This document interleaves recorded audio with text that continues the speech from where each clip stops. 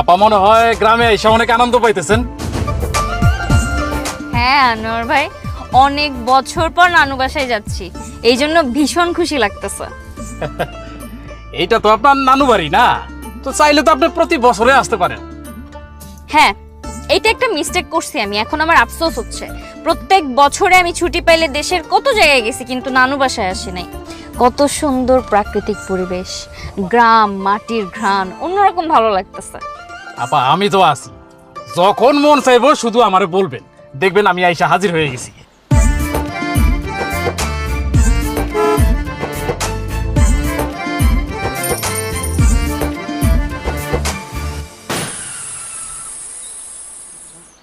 এই এই বদমাশ পোলাপান, এই খাড়া খাড়া হইতেছি। হায় হায় হায় সর্বনাশ, দিছে আমার চাক্কাটার পাঞ্চার কইরা। এই বদমাশ পোলাপান, আরে রে, উত্তেজিত হবেন না আনোয়ার ভাই, কি হয়েছে? আপা চাক্কাটার পাঞ্চার করে দিছে দেন পেরাক দিয়া। আচ্ছা ঠিক আছে, বাচ্চারা তো একটু দুষ্টামি করবেই, আমিও এরকম ছোটবেলায় অনেক দুষ্টামি করছি। আপনি যান, দেখেন কোনো মেকার টেকার পান কিনা, গাড়িটা ঠিক করে নিয়ে আসেন। একা যাইতে পারবেন আপনি? আনোয়ার ভাই, আমার জন্মভূমি না, এটা আমি চিনবো না? আপনি ঠিক করে আসেন দ্রুত, ব্যাগটা সবকিছু নিয়ে আসেন। সাবধানে যায় না পা। ঠিক আছে, আপনি দ্রুত আসেন।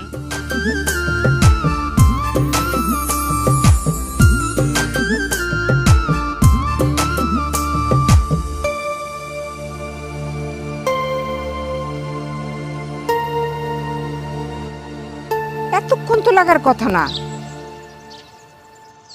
সে কখন ফোন করে বললো যে বাজার পার হয়েছে? এতক্ষণ লাগার কথা বলতো।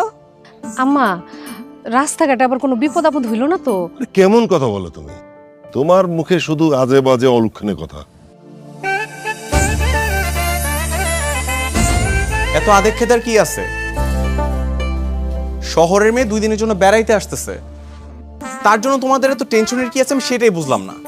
আরে তুই তো একটু আগায় যায় দেখতে পারোস, কি অসুবিধা হইলো? আমার এত ঠেকা পড়ে নাই যে তোমার নাতনির জন্য এখন আমি রাস্তায় যাব।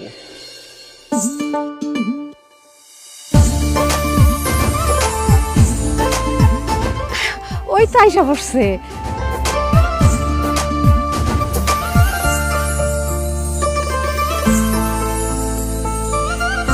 নানু, এই যে আমার নানু।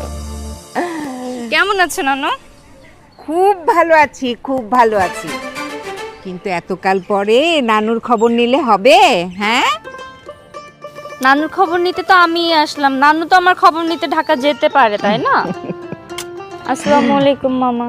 ওয়ালাইকুম সালাম। কেমন আছেন মাম্মি? ভালো আছি, তুমি ভালো আছো? জি আলহামদুলিল্লাহ। এত ইমোশনাল হওয়ার কিছু নাই দাদি, 2 দিনের অতিথি, 2 দিন পর আবার শহরে চলে যাবে। তুমি রুদ্র না? কেমন আছো? তোমাকে তুমি খেয়ালই করি নাই। হ্যালো।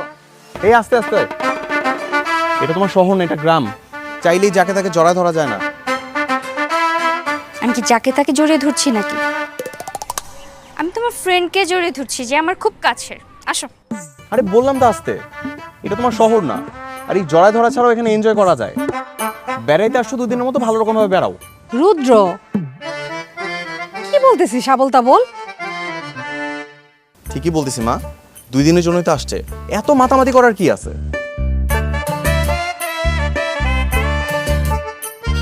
তোমার ছেলের কি কথাবার্তা! মা নওনি, তুমি কিন্তু কিচ্ছু মনে করো না, ও একটু ওরকম আছে, ঠিক হয়ে যাবে।